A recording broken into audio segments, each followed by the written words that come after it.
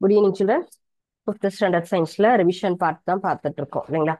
First lesson our environment அப்படிங்கிற lesson பார்த்தோம். அந்த லெசன்ல நம்ம அன்னைக்கு பார்த்தது ஃபார்மிங் அப்படிங்கிறதுல டைரி ஃபார்ம் பார்த்தோம். நெக்ஸ்ட் நம்ம பார்க்க போறது வந்து பவுல்ட்ரி ஃபார்ம். பவுல்ட்ரி ஃபார்ம் பார்த்துட்டு அடுத்தது ரிமைனிங் புக் பேக் ஆன்சர் அப்படிங்கிறது நம்ம பார்க்கலாம். ஸோ அதுக்கு முன்னாடி ஒரு சின்ன ஸ்டோரி. ஒரு நன்னெறி சொல்லக்கூடிய ஒரு சின்ன கதை. பொதுவாகவே காடு அப்படின்றதுனா என்ன செய்வோம் நம்ம? அஹ் வேட்டையாடுபவர்கள் அப்படின்னு இருப்பாங்க இல்லைங்களா? சோ வேட்டையாடுறது அப்படின்னு சொன்னா வந்துட்டு ஒரு மிருகங்களை அடிச்சு அதுல இருந்து நம்ம வந்து அவங்களுடைய உறுப்புகள்ல இருந்து தோல், என்னென்ன உறுப்புகள்லாம் நமக்கு ரொம்ப தேவையா இருக்கோ அது எல்லாத்தையுமே நன்மை தரக்கூடியது, பயனுள்ளது, விலை மதிக்கத்தக்கது அப்படிங்கிற மாதிரியான ஆர்கனை எடுத்து அவங்க அத ஒரு பிசினஸா பண்ணுவாங்க இல்லையா? அந்த மாதிரி தான் ஒரு வேட்டைக்காரன் இருந்தாங்க. அவங்க காட்டுக்கு போனாங்க. அன்னைக்கு அவங்களுக்கு வந்துட்டு அவங்க எந்த ஒரு விலங்குமே அவங்களுக்கு கிடைக்கவே இல்லை.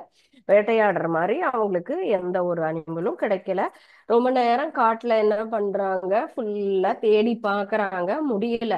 ஒரு சர்டன் பீரியடுக்கு அப்புறமே நமக்கு என்ன ஆகும், டயர்டா ஃபீல் பண்ணுவோம் இல்லையா? சோ அது போல அவங்க ரொம்ப டயர்டா ஃபீல் பண்ணிட்டு ஒரு மரத்தடியில வந்து ரெஸ்ட் எடுக்க வந்துடுறாங்க. அப்படி ரெஸ்ட் எடுத்து என்ன பண்ணிடுறாங்க, தூங்கிடுறாங்க. நமக்கு எப்பவுமே ரொம்ப டயர்டா இருந்தது, பாடியில இருக்கக்கூடிய எனர்ஜி எல்லாமே எக்ஸாஸ்ட் ஆயிடுது அப்படின்னு சொன்னா நம்மளால என்ன பண்ண முடியாது, அதுக்கப்புறம் ஃபர்தரா ஒர்க் பண்ண முடியாது. நம்மளுடைய மூளை என்ன ஆகும், செயலிழந்துரும். அந்த மாதிரி நமக்கு வந்து இருக்கிறது தான் தூக்கம் அப்படின்னு சொல்லுவோம், டயர்டு. அப்ப நம்ம உள்ளுக்குள்ள இருக்கக்கூடிய ஒவ்வொரு ஆர்கனுக்குமே நம்ம என்ன கொடுக்கணும், ரெஸ்ட் கொடுக்கணும். அந்த மாதிரி மூளையினுடைய அந்த செயல்திறன் குறையும் பொழுது என்ன ஆகுது, தூக்கம் அப்படிங்கிறது வந்துடும். அந்த மாதிரி அவருக்கும் தூக்கம் வந்துடுச்சு. மரத்தடியில படுத்து அந்த வேட்டையாடுபவர் தூங்கிட்டாங்க. அவருக்கு வந்து யூஸ்வலா நம்ம என்ன ஒர்க் பண்றோமோ அதே சிந்தனையில தான் நம்ம தூங்குவோம் இல்லையா? அந்த மாதிரி தூங்கும் பொழுது அந்த மாதிரியான செயல்கள் தான் நமக்கு திரும்ப திரும்ப ஞாபகம் வந்துகிட்டே இருக்கும். ஒரு எக்ஸாம் டயத்துல நல்லா படிச்சுட்டே இருக்கும் அப்படின்னு சொன்னா நம்ம படிச்சது எல்லாம் நமக்கு தூக்கத்துல வரும். அததான் ட்ரீம் அப்படின்னு கூட சொல்லுவோம் இல்லைங்களா, கனவு அப்படின்னு. ஒரு பிளேஸ்க்கு போயிட்டு வரோம், ஜாலியா என்டர்டைன் பண்ணிட்டு இருந்தோம்னா அதுதான் நமக்கு கனவுக்கு வரும். சோ பகல்ல நிகழக்கூடிய அந்த ஒரு ஆழ்ந்த சிந்தனை அதெல்லாம் தான் நமக்கு ராத்திரியும் வரும். அவர் என்ன பண்றாரு, அவருடைய தொழில் ப்ரொஃபஷன் வேட்டையாடுவது, ஹண்டிங் இல்லையா? சோ அதே சிந்தனை அவர் வந்துட்டு ஒரு புலி வந்து அவரை தாக்க வருது, அவர் வேட்டையாட போறாரு. ஆனா அந்த புலி அவரை மீண்டும் தாக்குவதற்கு வருகிற மாதிரி கனவு காண்றாரு. அவர் டக்குன்னு விழிப்பு வந்துடுறது. விழிப்பு வந்து எழுந்து பார்க்கும்போது நிஜமாவே அவர் எதிரில ஒரு புலி. அவர் எங்க படுத்து ரெஸ்ட் எடுக்கிறாரு, காட்டுல எதுவுமே இல்ல அப்படிங்கிற ஒரு தைரியத்துல அங்க இருக்கக்கூடிய மரத்தடியிலேயே அவரால் அந்த டயர்ட்னஸ்ல தூங்கி இருக்காரு. ஆனா எதிரில பார்த்தா புலி. உடனே ஐயோ நிஜமாவே நம்மள புலி துரத்த வருதுன்னு என்ன பண்றாங்க, உடனடியாக பக்கத்துல இருக்கக்கூடிய ஒரு மரம், சின்ன மரமா இருக்கக்கூடிய இடத்துல ஏறக்கூடிய அளவுல என்ன பண்ணிடுறாங்க, அவர் ஏறி மேல ஏறி வந்துட்டு ரெஸ்ட் எடுக்கிறாங்க. ரெஸ்ட் எடுக்கிறதுன்னு இல்லை, அந்த இடத்துல அவர் புலிட்டு இருந்து தப்பி மேல ஏறி உட்கார்ந்துட்டு இருக்காங்க. அப்போ அவருக்கு காலையில இருந்தே ரொம்ப டயர்டா இருக்காரு. அப்போ ரொம்ப பசி வந்துடுது, டயர்ட் ஆயிடுறது. சன்செட், சூரியனும் மறைஞ்சிடுறாங்க. கொஞ்ச நேரம் கழிச்சு அந்த ஏரியால, அது காடு, காடு சார்ந்த பகுதி தான். அங்க முதல்ல வந்தது புலி. கொஞ்ச நேரத்துல பார்த்தா ஒரு குரங்கு வருது. அந்த குரங்கு வந்துட்டு இவங்களை பார்த்துட்டு, நீங்க ஏன் இங்க இருக்கீங்க மரத்து மேல, இது நான் இருக்கக்கூடிய இடம் இல்ல அப்படிங்கிற மாதிரி கேக்குறாங்க. இல்ல இந்த மாதிரி என்ன புலி வந்து என்ன வேட்டையாட வந்துருச்சு, எனக்கு தப்பிக்க வழி தெரியாம நான் இங்க மரத்துல வந்து இருக்கேன் அப்படின்றாங்க. ஓ அப்படியா, சரி உங்களை பார்த்தா ரொம்ப டயர்டா இருக்கே, பசிக்குதா ஏன் அப்படின்னதும், குரங்குங்கிறதும் ஒரு சின்ன விலங்கு தான். குரங்கையும் என்ன பண்ணும், புலிங்கிறது சாப்பிடக்கூடிய அளவுல இருக்கக்கூடியது. ஏன்னா ஒரு மனிதன் எப்போ ஒரு விலங்கினமானது பெரிய விலங்கு அதை விட சின்ன விலங்கு அடுத்து சாப்பிடும். அந்த மாதிரி இருக்கிறது தான் என்ன சொல்லுவோம், சைக்கிள்னு சொல்லுவோம் இல்லையா? அந்த மாதிரி குரங்கு, சரி ஓகே நம்ம ரெண்டு பேருமே புலிட்டு இருந்து தப்பிச்சு இருப்போம், எனக்கு வந்து கீழே போகாம மரத்துக்கு மரத்துக்கு தாவி நான் போயிட்டு நீங்க சாப்பிடுற மாதிரி ஏதாவது கிடைச்சதுன்னா நானும் சாப்பிட்டுட்டு உங்களுக்கும் எடுத்துட்டு வரேன்னு போயிட்டு கொஞ்சம் பழம் எல்லாம் கொண்டு வந்து கொடுக்குது. சரி ஓகேன்னு என்ன பண்றாங்க, மனிதரும் அந்த வேட்டைக்காரன் என்ன பண்றாங்க, சாப்பிட்டுறாங்க. சாப்பிட்டுட்டு ஓகே, ஒருத்தருக்கு ஒருத்தர் இப்ப மியூச்சுவலா என்ன பண்றாங்க, ஒரு ஒரு என்ன சொல்றது, ஒரு அண்டர்ஸ்டாண்டிங்ல சரி நீ கொஞ்ச நேரம் ரெஸ்ட் எடு, நான் முழிச்சிட்டு இருக்கேன், ரெண்டு பேருமே புலிகிட்ட இந்த மாதிரி தப்பிக்கலாம் அப்படின்னு சொல்லிட்டு ஃபர்ஸ்ட் குரங்கு என்ன சொல்லுது, நீங்க கொஞ்ச நேரம் ரெஸ்ட் எடுங்க, நான் பாத்துக்கிறேன், அதுக்கப்புறமா நீங்க வந்துட்டு என்ன பாத்துக்குங்க அப்படிங்கிறாங்க. அதே போல மனிதன் ரெஸ்ட் எடுக்கும்போது குரங்கு பாக்குது. அப்ப புலி வந்து சொல்லுது, இது பாரு, எனக்கு உணவு தேவை, நீ என்ன பண்ண, இந்த மனுஷனை தள்ளி விட்டுரு, நான் சாப்பிட்டுறேன், நீ தப்பிச்சிருவ, இல்லைன்னா நான் உன்னை வந்து அடிச்சு சாப்பிட்டுருவேன் அப்படின்னு சொல்லி குரங்கு மிரட்டுது. குரங்கு என்ன சொல்லுது, கிடையாது, நாங்க ரெண்டு பேரும் ஒரு ஒப்பந்தத்துலதான் நான் இந்த மாதிரி சொல்லியிருக்கேன், நம்மள நம்பி வந்தவங்கள நம்ம என்னைக்குமே ஏமாற்றக்கூடாது, நம்பிக்கை துரோகம் அப்படிங்கிற ஒரு செயல் செய்யக்கூடாது, அதெல்லாம் நான் செய்யவே மாட்டேன் அப்படிங்கிறது. ஓகே, பார்க்கலாம், யார் எனக்கு உணவாக்க போறீங்களோ தெரியல, ஆனா நான் சாப்பிடாம இந்த இடத்த விட்டு நகரவே மாட்டேன் அப்படின்னு சொல்லிட்டு உறுதிமொழி எடுத்துட்டு அங்க புலி அந்த இடத்த விட்டு நகரவே இல்லை. சிறிது நேரம் கழிச்சு அந்த மனிதன் வேட்டைக்காரன் முழிச்சுட்டாங்க. முழிச்சதுக்கு அப்புறமா குரங்கு கிட்ட, நீங்க தூங்குங்க, நான் பாத்துக்கிறேன் அப்படிங்கிற மாதிரி சொல்றாங்க. உடனே புலி வந்து குரங்கு கிட்ட பேசின அதே டீல திருப்பியும் மனிதர்கிட்டையும் பேசுறாங்க. மனிதா, இந்த மாதிரி எனக்கு இப்ப ரொம்ப பசி ஜாஸ்தி ஆயிட்டே போகுது, எனக்கு நான் எப்படியாவது உங்களை வந்து சாப்பிட்டுருவேன், ஏன்னா ரெண்டு பேருமே கிடைச்சீங்கன்னா ரெண்டு பேருமே சாப்பிட்டுருவேன், அந்த மாதிரியான ஒரு கோவத்திலயும் நான் இருக்கேன், என்ன பண்ண, பேசாம குரங்க தள்ளி விட்டுரு, நான் குரங்க வந்து அந்த கலையில இருந்து தள்ளிட்டேன்னா நான் சாப்பிட்டுடுவேன், நீ தப்பிச்சிருவ, இல்ல நான் வந்து ரெண்டு பேருமே இல்லைன்னா கோவம் வந்து நான் மேல எப்படியாவது ரெண்டு பேரையும் நான் வந்து தாக்கினேன்னா ரெண்டு பேருமே எனக்கு இரையாயிடுவீங்கன்றாங்க. உன்னை மனிதன் என்ன பண்றாரு, கொஞ்ச நேரம் யோசிச்சுட்டு, மனிதன் என்பவன் கொஞ்சம் மனசு மாறிட்டு ஓகே நம்ம தப்பிச்சா போதும்னு நினைச்சிட்டு குரங்க கீழே தள்ளி விட்டுறாங்க. ஆனா அது குரங்கு இல்லையா, என்ன பண்ணுது, மரத்துக்கு மரத்துக்கு தாவறது, அது வந்து நல்ல எண்ணம் கொண்டதாக இருந்ததுனால தெய்வத்தால் காப்பாற்றப்பட்டு அடுத்த கிளையில போய் சிக்கிக்குது. சிக்கி அது அப்படியே தொங்குது, அதுக்கு முழிப்பு வந்துருது. பார்த்ததும்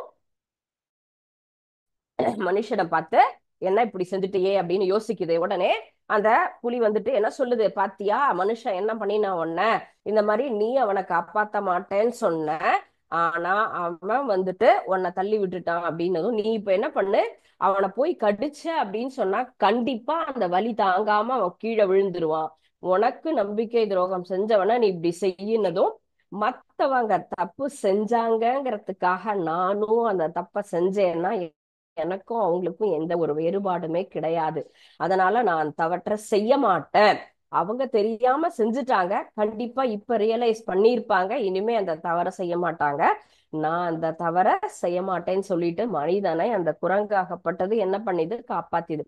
சோ இதுல இருந்து நாம் தெரிஞ்சுக்கிட்ட என்ன ஒரு நல்ல நீதி அப்படின்னு சொன்னா, எக்காலத்திலையும் சொன்ன வாக்கை காப்பாற்ற வேண்டும், எந்த இடத்திலையும் யாரையும் நாம் விட்டு கொடுக்க கூடாது, இந்த மாதிரி நான் செய்யறேன்னு உறுதிமொழி கொடுத்துட்டு செய்யாம இருக்கவும் கூடாது, மற்றவர்களுக்கு தீங்கு இழைக்கவே கூடாது.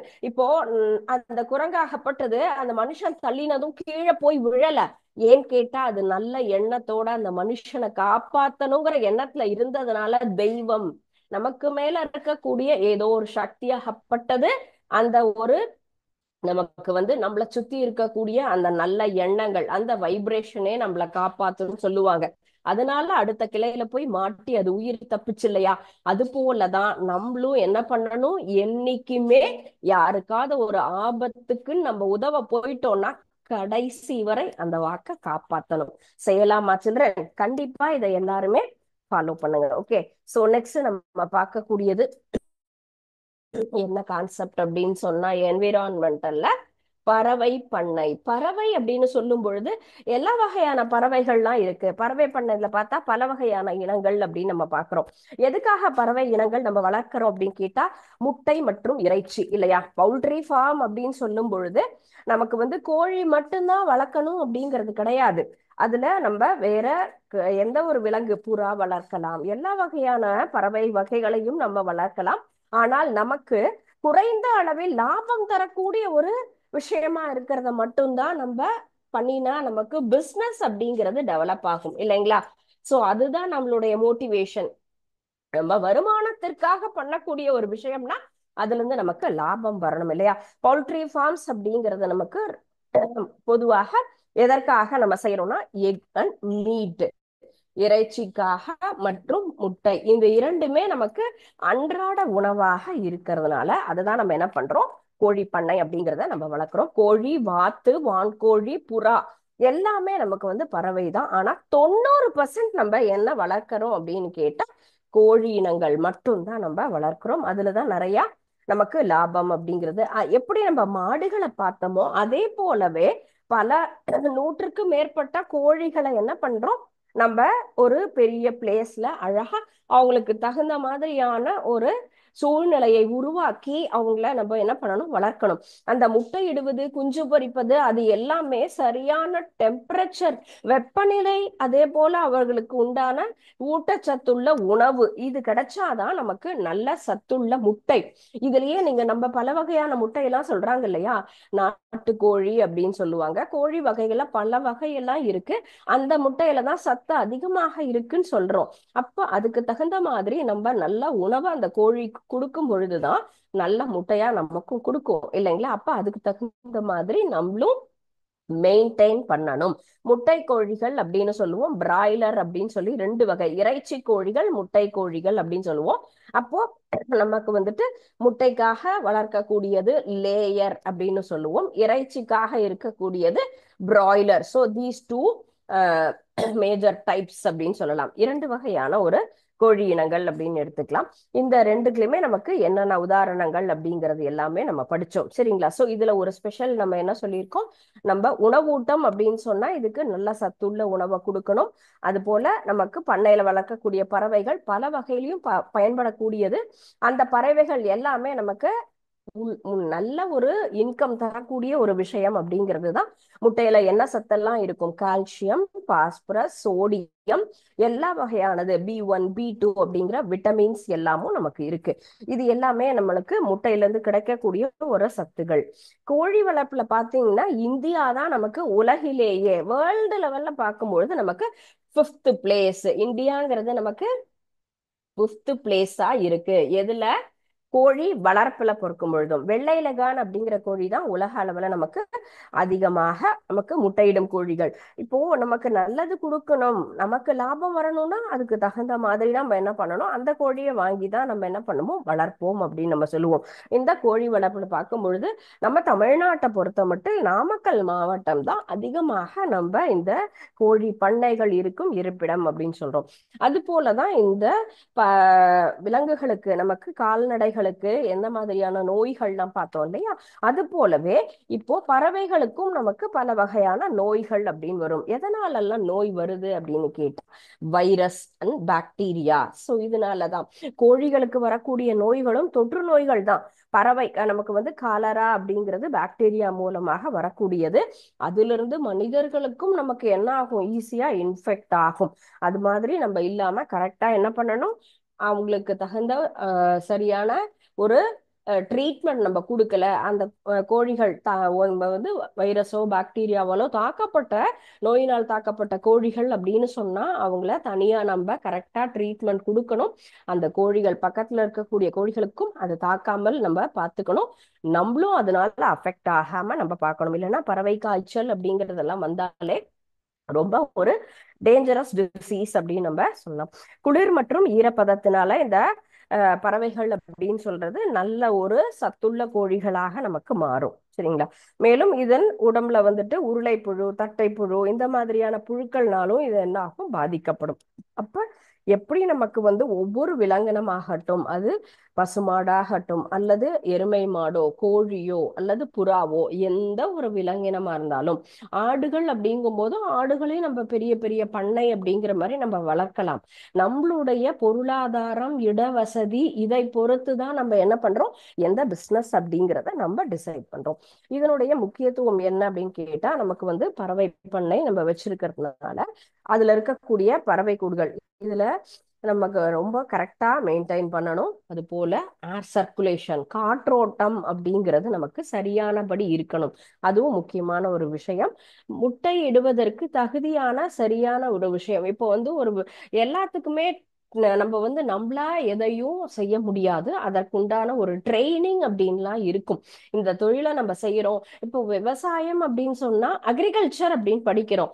டாக்டர் ஆகணும்னா எம்பிபிஎஸ் படிக்கிறோம். சோ இந்த மாதிரி படிக்கும் பொழுதும் இப்ப பண்ணை அப்படின்னு சொல்லும் பொழுது பண்ணை மேம்பாடுன்னு சொன்னா அதை நம்மள படிக்காட்டியும் அதற்குண்டான முன்னாடி செஞ்சவங்க, அதுல நமக்கு வந்துட்டு ஃபேமஸா இருக்கவங்ககிட்ட எல்லாம் எக்ஸ்பீரியன்ஸ், அவங்களுடைய என்ன மாதிரியான ஒரு டிஃபிகல்டிஸ் இருக்கு, அதை எப்படி ஃபேஸ் பண்ணணும் அப்படிங்கிறத நம்ம கேட்டு தெரிஞ்சுக்கிட்டு தான் ஒரு பிஸ்னஸ், அது சின்ன ஒரு ஷாப்பா இருந்தாலும் சரி, பெரிய லெவல் பிஸ்னஸ் ஆர்கனைஸ் பண்றதுனாலும் நம்ம ஒரு சிலருடைய அட்வைஸ கேட்கணும். கவர்மெண்ட்டையும் நம்ம ஆர்கனைஸ் பண்ணி கேட்டுக்கணும். இந்த மாதிரி நான் செய்ய போறேன், எனக்கு வந்துட்டு எனக்கு ஹெல்ப் பண்ணுங்கன்னு சொன்னா இதுக்கெல்லாம் நிறைய நமக்கு கவர்மெண்ட் அப்படிங்கிறவங்க சப்போர்ட் பண்ணுவாங்க. லோன்லாம் ப்ரொவைட் பண்ணுவாங்க. நீங்க கரெக்டா இப்படி எல்லாத்துக்குமே இந்த மாதிரி செய்யணும். இப்படி அந்த மாதிரி இருக்கும் பொழுது ஒரு இருப்பிடம், நம்ம வீட்டுக்கு எப்படி காற்றோட்டம், சூரிய ஒளி இரண்டுமே தேவையோ அது போலவே இந்த ஒரு விலங்கினங்களுக்கும் சரி நல்ல காற்றோட்டம் இருக்கணும். இப்போ நம்ம மாட்டினுடைய வகைகளை பார்க்கும் பொழுது இப்ப அயல்நாட்டு இனங்கள் அப்படின்னு சொன்னா அவங்களுக்கு எல்லாம் வந்துட்டு டெம்பரேச்சர் ரொம்ப டிக்ரீஸா இருக்கணும். பாத்தீங்கன்னு சொன்னா ஏசியே எல்லா இடத்துலயும் செட் பண்ணி இருப்பாங்க. அந்த மாதிரி இருக்கும் பொழுதுதான், வெப்பநிலை குறைவா இருக்கும் பொழுதுதான் அந்த மாடாகப்பட்டது அதிகமாக பால் கொடுக்கும், ஆரோக்கியமாகவும் இருக்கும். அது போலதான் கோழி இனங்களுக்கு நிறைய காற்றோட்டம் இருக்கும், அந்த மாதிரி இருக்கணும். வெளிச்சமும் இருந்தா மட்டும்தான் அதனால என்ன ஆகும், அந்த முட்டையிடுதல், குஞ்சு பொரித்தல் அப்படிங்கிற அந்த ஒரு செயல் அடுத்த ஒரு ஜெனரேஷன் உருவாக்குறது அப்படிங்கிறது எல்லாமே அதிகமாக நடக்கக்கூடியது. தூய்மையா மெயின்டைன் பண்ணினோம் அப்படின்னு சொன்னா நம்மளும் என்ன ஆகும், அதுல இருந்து வரக்கூடிய முட்டை என்பதும் ஆரோக்கியமாக சத்துள்ளதாக இருக்கும். அப்ப நிறைய தண்ணி, நல்ல தூய்மையான நல்ல நீரா கொடுக்கணும். நமக்கு எப்படி எல்லாம் நமக்கு வேக்சினேஷன் எல்லாம் பண்றோமோ அது போல கோழி இனங்களுக்கும் நோய் எதிர்ப்பு சக்தி, நோய் தாக்காமல் இருப்பதற்காக நோய் தடுப்பூசி அப்படிங்கிறதும் நம்ம என்ன பண்ணணும், கரெக்டா எடுத்துக்கணும். அவங்களுக்கும் இருக்கக்கூடிய அந்த வெட்டனரி டாக்டர்னுடைய அட்வைஸ் படி அவங்கள கரெக்டா மெயின்டைன் பண்ணணும். ஸோ இத பவுல்ட்ரி மேனேஜ்மெண்ட், எந்த ஒரு விஷயத்த செஞ்சாலும் என்ன பண்ணணும், கரெக்டா மேனேஜ் பண்ணி செய்யணும் அப்படிங்கிறது தான் முக்கியமான விஷயம். So poultry management is one of the important concept for poultry farming அப்படின்னு சொல்லலாம். ஸோ அதை கிளீன் அண்ட் நம்ம வந்து ரொம்ப நீட்டா வச்சிருக்கணும். நோய் தடுப்பு எதுவுமே, நோய் எதிர்ப்பு சக்தி இருக்கக்கூடிய நல்ல ஒரு இடம், எந்த ஒரு நோயும் அடிக்கடி தாக்காம இருக்கிற மாதிரி இருக்கணும். வென்டிலேஷன் இருக்கணும். அது போல அதிகமான ஒரு வெளிச்சம் இருக்கணும். லைட்டு அப்படிங்கிறது ரொம்ப எசென்சியலான விஷயம். எதுக்காக, எக் ப்ரொடக்ஷன்ல. And next one is clean and fresh water இருக்கணும். வேக்சினேஷன்ங்கிறது ரொம்ப நெசசரியான ஒரு விஷயம். எதற்கு, டிசீஸ் வராம இருப்பதற்காக. சரிங்களா?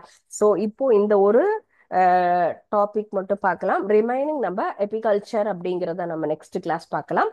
பிஃபோர் தட் நம்ம பார்க்கறது வந்து ஒன் இஸ் புக் பேக் ஆன்சர்ல ஷார்ட் ஆன்சர் நம்ம பார்க்கலாம். நெக்ஸ்ட் அதுக்கப்புறமா மீதி remaining short answer and detail answer remaining part இருந்ததுன்னு சொன்னா நம்ம அடுத்த லெசன் கண்டினியூ பண்ணுவோம்.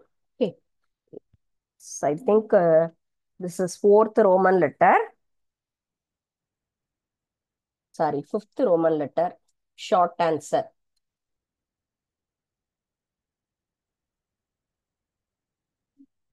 ஷார்ட் ஆன்சர் அப்படின்னு சொல்றதுல ஃபர்ஸ்ட் கொஸ்டின் நீங்க பார்த்தா பண்ணை வளர்ப்பு அப்படின்னா என்ன அப்படிங்கிறது. பண்ணை வளர்ப்பு என்றால் என்ன அப்படின்னு சொல்லுவோம். What is farming? ஃபார்மிங் அப்படிங்கிறது தான் மெயினான விஷயம். இந்த லெசன்லயே நம்ம பாக்குறது என்னது, முக்கியமான ஒரு கான்செப்ட் அப்படிங்கிறதே இதுதான் இல்லையா? அந்த இதுலதான் நம்ம எல்லா வகையான ஒரு டிஃப்ரெண்ட் கைண்ட்ஸ் ஆஃப் ஃபார்மிங்ஸ் அப்படிங்கிறத பார்த்துருக்கோம். ஸோ அப்ப இனிஷியலாவே நமக்கு அதற்குண்டான பதில் அப்படிங்கிறது இருக்கும். பேஜ் நம்பர் 71 ஃபர்ஸ்ட் அந்த லெசன் ஸ்டார்டிங் பிளேஸ்லயே அந்த கேள்விக்குண்டான பதிலாகப்பட்டது ஃபார்மிங் அப்படிங்கிற ஹெட்டிங் இருக்கு இல்லையா, ஃபார்ம்ஸ் அப்படின்னு சொல்றோம், பண்ணைகள் அப்படின்னு. அதுல ஃபர்ஸ்ட் ஒரு சென்டென்ஸ் அப்படிலே எடுத்துக்கலாம். Farming is the activity of growing crops and raising livestock.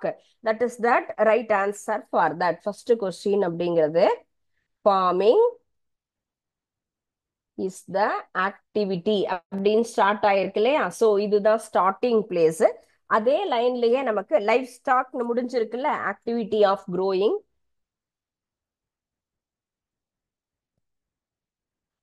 Graphs, ஏன்னா விவசாயம் மற்றும் நமக்கு வந்து என்னது எல்லா நம்ம வந்து விலங்கினங்கள் வளர்ப்பது ரெண்டையும் சேர்ந்ததுதான் நம்ம என்ன சொல்லியிருக்கோம் இந்த இடத்துல பண்ணை எப்படி நம்ம சொல்றோம். So this is the right answer. Farming is the activity of growing crops and raising livestock. பண்ணை வளர்ப்பு என்பது தாவரங்கள் மற்றும் விலங்குகளை வளர்க்கும் முறையாகும். இதுதான் இந்த கேள்வியினுடைய பதில். ஓகே, செகண்ட் கொஸ்டின்ங்கிறதும் நமக்கு வந்துட்டு இது ஷார்ட் ஆன்சர். ஸோ கொஸ்டின்ல இருந்தே நம்ம ஆட் பண்ணி கூட எழுதலாம். Mention the types of farming. Second question is types of farming. என்னென்ன டைப்ஸ் எல்லாம் இருக்கு ஃபார்மிங்ல அப்படிங்கிறது தான் second question. Types of farming. What are the types of ஃபார்மிங்னா இப்போ அந்த கேள்விக்கு கீழேயே இருக்கு பாத்தீங்களா, அந்த அதே பேசேஜ்லயே நமக்கு வந்து அந்த பேராகிராஃப்லயே கீழே பாத்தீங்கன்னு சொன்னா large scale, middle and then small, இந்த மாதிரி மூன்று பெரிய அளவிலானது அப்படின்னு நம்ம சொல்லியிருக்கோம்ல. எந்தெந்த அளவுல நமக்கு இருக்கு அப்படிங்கிறத பொறுத்து தான் அந்த பண்ணை அப்படிங்கிறதே நம்ம என்ன பண்றோம் நிர்ணயிக்கிறோம் இல்லைங்களா. ஸோ அந்த நம்மளுடைய சைஸை பொறுத்து நம்மளுடைய பொருளாதாரத்தை பொறுத்து நம்ம பிரிக்கிறோம். So that is large scale and then நடுத்தரமாக இருக்கக்கூடியது and then small size farm. So these are the types of farming. Large scale industries அப்படின்னு சொல்லுவோம், பெரிய அளவுல செய்யறது. மிடில் சைஸ் அப்படின்னு சொல்லும் பொழுது நடுத்தரமாக இருக்கக்கூடியது. ரொம்ப சின்ன அளவுல என்கிட்ட இருக்கக்கூடிய பொருளாதாரத்தை பொறுத்து நம்ம சின்ன வகை பண்ணைகள் அப்படின்னு சொல்றோம் இல்லையா, அந்த மூன்று வகைகள். ஸோ இதை தான் நம்ம சொல்லும்.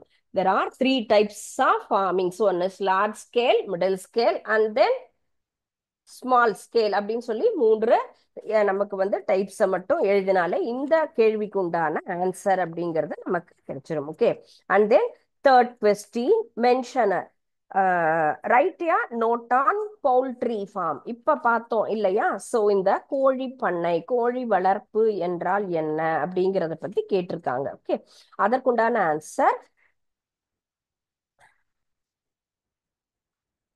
Page number 75, poultry form.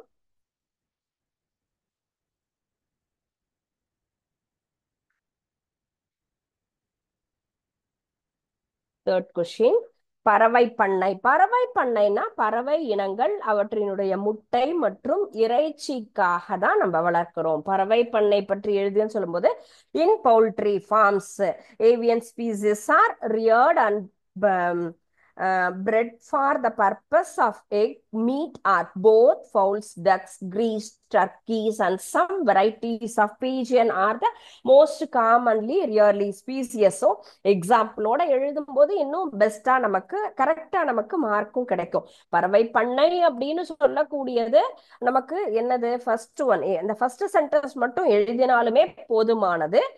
Or otherwise அந்த என்னென்ன பறவை இனங்கள் நம்ம வளர்க்கலாம்ங்கிறதையும் நம்ம எழுதினோம் அப்படின்னு சொன்னா இன்னும் சிறப்பா இருக்கும். பேஜ் நம்பர் 75ல ஃபர்ஸ்ட் அந்த பவுல்ட்ரி ஃபார்ம் அப்படிங்கிற ஹெட்டிங்ல இருக்கக்கூடிய அந்த இரண்டு சென்டென்ஸை மட்டும் எழுதினாலே இந்த கொஸ்டினுக்கு உண்டான ரைட் ஆன்சர்ஸ். ஆர் அதர்வைஸ் நீங்க எக்ஸாம்பிள் மட்டும் 1 or 2 அதை மட்டும் கூட எழுதலாம். நம்ம என்னென்ன பறவைகள் நம்ம இந்த பறவை பண்ணையில் வளர்க்கலாம் அப்படிங்கிறதுக்கு. Okay, and next one fourth question is form yard manure. Manure சம்பந்தப்பட்டது. ஸோ நெக்ஸ்ட் ஒன் நம்ம ஃபார்ம்ஸ்க்கு அடுத்ததா நம்ம பார்த்தது மேன்யூர் அப்படின்னு சொல்றோம். மேன்யூர் அப்படின்னா என்னது, what is form yard manure?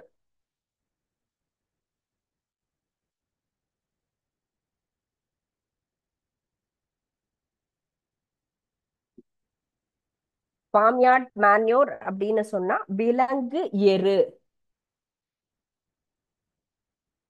ஏன்னா தாவரங்களிலிருந்தும் எரு தயாரிக்கலாம். தாவரங்களினுடைய அந்த கழிவுகள், விலங்கினுடைய கழிவுகள் இல்லையா, நம்ம வந்து உரம் அப்படின்னு சொல்லும் பொழுது விலங்கு எரு, பசுந்தாள் உரம், மக்கிய தொழு உரம் அப்படின்னு சொல்லி பல வகைகள் படிச்சோம் இல்லையா.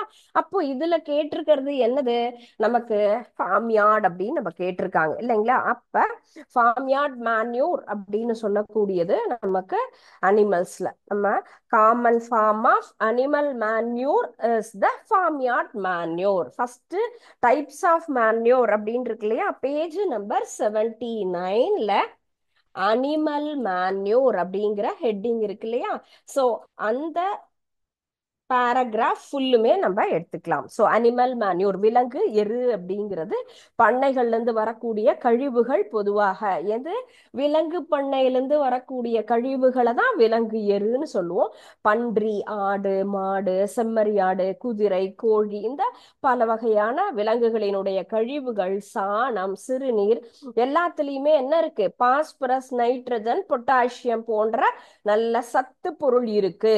இந்த சத்துக்கள் எல்லாமே நமக்கு தண்ணீரை சேமித்து வைக்கக்கூடிய முக்கியமான ஒரு நல்ல ஒரு தன்மைங்கிறது. சோ அதுதான், அதனால என்ன பண்றோம், இந்த உரங்களை பயன்படுத்தும் பொழுது it increases the capacity of the soil to hold more water in nutritions. நல்ல சத்துக்களை மண்ணில் தேக்கி வைக்கக்கூடிய தன்மை என்பது இந்த விலங்கு எருல இருக்கு. அதனாலதான் நம்ம இந்த எருவை பயன்படுத்துகிறோம். And next one is last question. மண்புழு உரம் என்றால் என்ன இல்லையா. அடுத்த ஒரு உரத்துல முக்கியமான உரம் நம்ம பார்க்கிறது வெர்மி கம்போஸ்ட். வெர்மி கம்போஸ்ட் அப்படிங்கிறது மண்புழு உரம். மண்புழு உரம்ங்கிறது எதன் மூலமாக, அதுலயே ஹெட்டிங் இருக்கு, மண்புழு மூலமாக நாம் தயாரிக்கக்கூடியதுதான் என்ன சொல்லியிருக்கோம், மண்புழு உரம் அப்படிங்கிறது. மண்புழு உரங்கிறது தனியான ஹெட்டிங் இல்லையா, பேஜ் நம்பர் 80, 80வது பக்கத்துல மண்புழு உரம் என்றால் என்ன அப்படின்னு நம்ம பார்த்திருக்கோம் இல்லையா. அந்த ஃபர்ஸ்ட் பேராகிராஃப்ல மண்புழுக்கள் கரிம கழிவுகளை உண்டு அதனுடைய எச்சத்தை சின்ன சின்ன உருண்டையாக என்ன பண்ணும், அது வெளியேற்றும். அததான் மண்புழு உரம். எப்படி நம்ம அனிமல் மேன்யூர் அப்படிங்கிறது விலங்கினுடைய கழிவுகளிலிருந்து உருவாக்கக்கூடியதுதான் அப்படின்னு பண்றோம். அது போலதான் மண்புழுவினுடைய எச்சம் தான் நமக்கு என்ன வருது, மண்புழு உரம் அப்படின்னு நம்ம சொல்லிக்கோம். சோ அந்த லாஸ்ட் சென்டென்ஸ் மட்டுமே நமக்கு இது போதுமானது. எர்த்வாம் அப்படிங்கிறது எதை அது உணவா எடுத்துக்குது, மண்ணை தான் சாப்பிடுது. அந்த மண்ணை தான் என்ன பண்ணுது, அதுல இருக்கக்கூடிய அந்த ஆர்கானிக் வேஸ்ட் அதனுடைய எக்ஸ்கிரீட் அப்படிங்கிறது தான் நமக்கு என்னது, வெர்மி கம்போஸ்டா இருக்கு. மண்புழு உரம் என்பது மண்புழுவினுடைய ஒரு எச்சம். மண்புழுங்கிறது கரிம கழிவுகள் எல்லாத்தையுமே உண்டு அதனுடைய எச்சங்களை உருண்டையாக வெளியேற்றும். இதுதான் மண்புழு உரம் சொல்லுவோம். இது நமக்கு மண்ணுக்கு ஒரு சிறந்த ஒரு உரமாக நம்ம பயன்படுத்துறோம். ஏன்னா மண்புழு உரம்ங்கிறது தான் ஒரு ரொம்ப செடி வளர்ச்சி, தாவர வளர்ச்சிக்காக நாம் பயன்படுத்தக்கூடிய ஒரு மிகச்சிறந்த உரம் அப்படின்னு எடுத்துக்கலாம். What are the uses of animal products, answer in detail. நமக்கு நெக்ஸ்ட் பார்க்கிறது டீடைல்ட் ஆன்சர். அடுத்த ரோமன் லெட்டர் 6.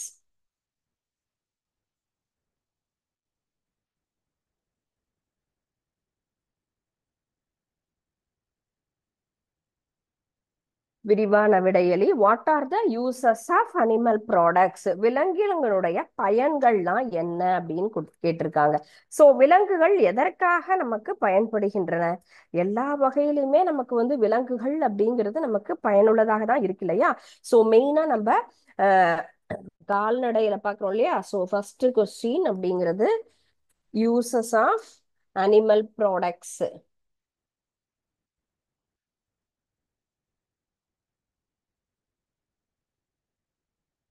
பேஜ் நம்பர் 74ல இருக்கு.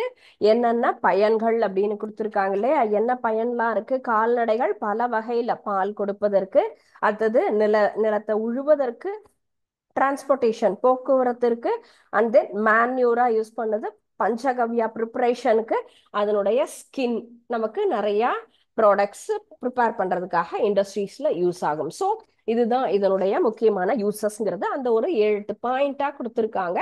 அதை தெளிவா நம்ம படிச்சாலே இந்த கொஸ்டினுக்கு உண்டான கரெக்டான answer. Next one is how will you manage poultry form.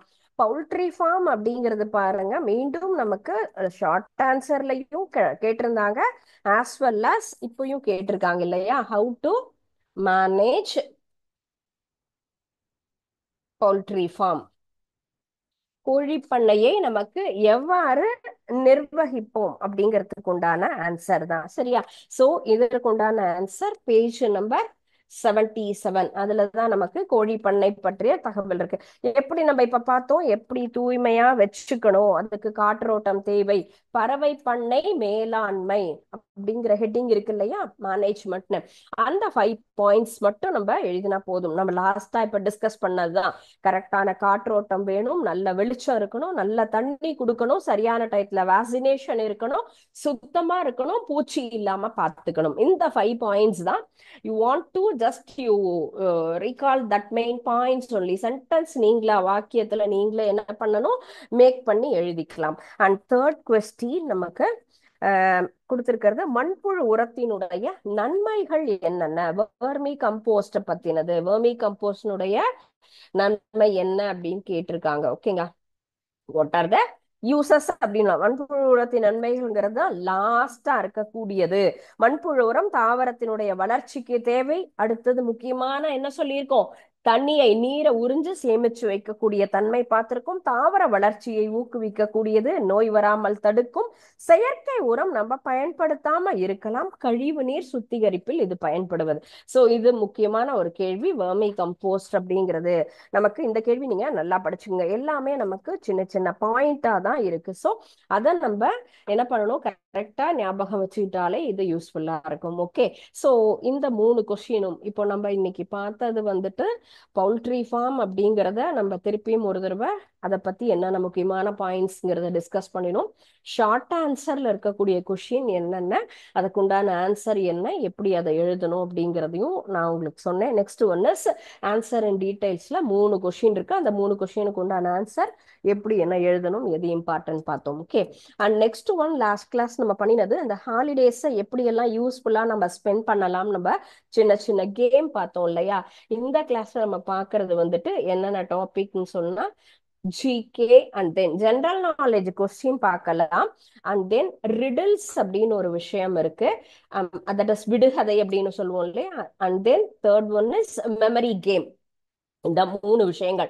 So பொது அறிவு வினாக்கள் அப்படிங்கிறது நிறைய இருக்கும் இல்லையா. அந்த மாதிரி சின்ன சின்ன புக் எல்லாம் லைப்ரரியில போய் நம்ம எடுத்துட்டு வந்து அதை நம்ம ஒருத்தருக்கு ஒருத்தர் படிச்சு அதுல இருக்கக்கூடிய கேள்விகள் எல்லாத்தையும் கேட்டு என்ன பண்ணலாம், ஆன்சர், நான் இன்னைக்கு இந்த பேஜ் படிக்கிறேன், இதை படிச்சுட்டு வந்தேன், அப்ப ஒருத்தருக்கு ஒருத்தர் டிஸ்கஸ் பண்ணிக்கிட்டோம்னா கண்டிப்பாக நல்ல உபயோகமான பொழுதாகவும் இருக்கும்.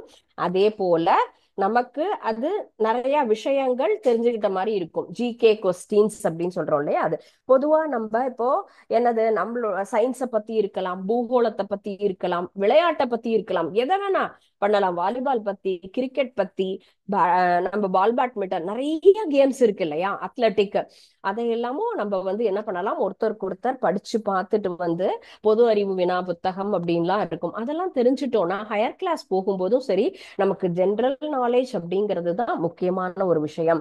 இப்போ நம்ம உடம்புல ரத்தத்தை சுத்திகரிக்க கூடியது, நம்ம சாப்பிடக்கூடிய உணவு சம்பந்தப்பட்டதும் இருக்கலாம். உங்களுக்கு தெரியுமா, எந்த காயாகப்பட்டது நம்ம உடம்புல நிறைய ஒவ்வொன்றுமே ஒரு ஒரு சத்துக்கள் படிக்கிறோம். நம்ம பெட்டர்கார்ட்னு சொல்லுவோம் இல்லையா, பாகற் காய்னு, அந்த காய் தான் நம்ம உடம்புல இருக்கக்கூடிய ரத்தத்தை சுத்தப்படுத்தக்கூடிய ஒரு நல்ல விஷயம் அப்படின்றோம். அதே போல நம்ம உறுப்பு, நம்ம உடம்புல இருக்கக்கூடிய மிகப்பெரிய கல்லீரல் இருக்கு, மண்ணீரல் இருக்கு, இதயம் இருக்கு, அது போல பல வகையான உறுப்புகள் இருக்கு. கல்லீரல் அப்படிங்கிறது தான் நமக்கு மிகப்பெரிய உறுப்பு. இது உடல் ரீதியான வினாக்கள். இது போல நீங்க பல வகையான வினாக்கள் நம்ம கேட்டுக்கலாம். இது கொஞ்சம் இதா இருக்கும் படிக்கிறது. நெக்ஸ்ட் ரிடில், விடுகதை சொல்றது இன்னும் நல்ல விஷயம். நிறைய பேருக்கு தமிழ்லயும் படிக்கலாம், இங்கிலீஷ்லயும் படிக்கலாம். ஒரே ஒரு கண்ணு மட்டும்தான் இருக்கும், ஆனா என்னால என்ன பண்ண முடியாது, ஃபுல்லுமே அத கண்ணை வச்சு என்னால பார்க்க முடியாது அப்படின்னு இருக்கும். உங்களுக்கு தெரியுமா, கண்டிப்பா இதெல்லாம் ரொம்ப சிம்பிளான கொஸ்டின் தான் உங்களுக்கு சொல்றேன் இல்லையா. என்னது, எஸ், நீடல், ஊசி அப்படிங்கிறது தான் அதுக்கு உண்டான ஆன்சர் இல்லையா. அதுக்குதான் ஒரே ஒரு கண்ணு அப்படின்னு சொல்லுவோம் இல்லையா, ஒரே ஒரு ஹோல் இருக்கும், அதுலதான் த்ரெட்டை விட்டு நம்ம என்ன பண்ணுவோம், ஏதாவது ஸ்டிச் பண்ணணும்னா பண்ணுவோம். அதே போல நான் எப்பயும் ஓடிட்டே இருக்க மாட்டேன், ஆனா ஓடிட்டே இருப்பேன், ஆனா என்னால் நடக்கவே முடியாது. Yes, I'm always run but never walks. என்னால என்ன பண்ண முடியாது, நடக்க முடியாது அப்படின்னா யார் அது, எஸ், ரிவர், தண்ணி ஓடிக்கிட்டே இருக்கும், ஆனா அது என்ன ஆகாது, நடக்கவே நடக்காது இல்லையா. அது போலதான். அது போல மெமரி கேம் அப்படின்னு சொன்னா ஒரு 25-30 பொருட்கள், ஒரு 30-40 இல்ல மினிமம் என்ன பண்ணுங்க, ஒரு 20 பொருள் எடுத்து வச்சுட்டு ஈஸியா ஏதாவது டிஃப்ரெண்ட் கைண்ட்ஸ் ஆஃப் வீட்டில் இருக்கக்கூடிய எல்லா வகையான பொருட்களையும் விதவிதமா எடுத்து வச்சு அதை நல்ல ஒரு டைம் டியூரேஷன்ல கரெக்டா எல்லாரும் என்ன பண்ணுங்க, ஞாபகப்படுத்தி பார்த்துட்டு அதை ஞாபகம் வச்சுக்கணும். அதை அவங்களுடைய மெத்தடுக்கு கரெக்டா ஞாபகம் வச்சுட்டு தென் அதை க்ளோஸ் பண்ணிட்டு ஒவ்வொருத்தரா எத்தனை பொருட்கள் நம்மளால அதை திருப்பியும் அதை ரீகால் பண்ணி கொண்டு வர முடியும். இதை எப்படி நம்ம கொண்டு வரலாம்னு சொன்னா ஸ்டோரி பேசிஸ். இதுதான் ரொம்ப ஈஸியான ஒரு விஷயம். எனக்கு தெரிஞ்சு இதெல்லாம் நாங்களே ஃபாலோ பண்ணது ஒரு 30-40 இயர்ஸ்க்கு மேலேயே இந்த ட்ரைனிங் எல்லாம் கொடுத்துருக்காங்க. அது ஒரு கதை போல ஞாபகம் வச்சுக்கலாம். இந்த பொருள் இந்த பொருளோட ரிலேட் ஆயிட்டே போகுது. வாழைப்பழத்தை எடுத்து நான் என்ன பண்ணினேன், தட்டுல வச்சு சாப்பிட்டேன். சாப்பிட்டதுக்கு அப்புறம் திருப்பி எனக்கு அதை ஒரு அரை மணி நேரம் அந்த மாதிரி அங்க இருக்கக்கூடிய பொருளோட ரிலேட் பண்ணி என்ன பண்ணுங்க, ஒரு கதை மாதிரி ஞாபகம் வச்சுட்டா இது நமக்கு ரொம்ப யூஸ்ஃபுல்லா இருக்கும். இன் ஃபியூச்சர் நம்ம படிக்கிறதுக்கெல்லாம் இந்த ஞாபக சக்தி, மெமரி பவர்ங்கிறது தான் இம்பார்ட்டன்டான ஒரு விஷயம். ஸோ இந்த 3 விஷயங்களை நம்ம சம்மர்ல நம்ம என்ன பண்ணலாம், இந்த மாதிரி சின்ன சின்ன விஷயங்களையே நம்ம உபயோகமுள்ள ஒரு பொழுத நம்ம வந்துட்டு யூஸ்ஃபுல்லா அதை பாஸ் பண்றோம் சொல்லும். எல்லா டைமுமே விளையாடணும், கேம் பார்க்கணும், டிவி அப்படிங்கிறது இல்லை. இந்த மாதிரியும் நம்ம என்ன பண்ணலாம், ஸ்பெண்ட் பண்ணும் பொழுது நம்மளுடைய நாலேஜும் கெயின் ஆகும், நிறைய நல்ல விஷயங்களும் நம்ம தெரிஞ்சுக்கலாம். ஓகேங்களா? ஸோ இன்னைக்கு பார்த்த இந்த கான்செப்ட் நம்ம வந்து படிச்சுட்டு வாங்க. ரிமைனிங் டாபிக்ஸை நம்ம நெக்ஸ்ட் கிளாஸ் பார்க்கலாம். Okay, thank you students. வாழ்க பாரதம்.